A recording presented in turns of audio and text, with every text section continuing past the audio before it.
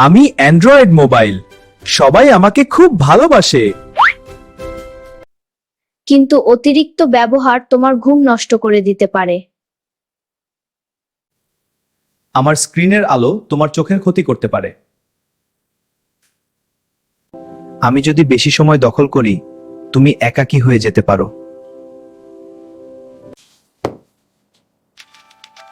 অতিরিক্ত গেম তোমার পড়াশোনার ক্ষতি করতে পারে।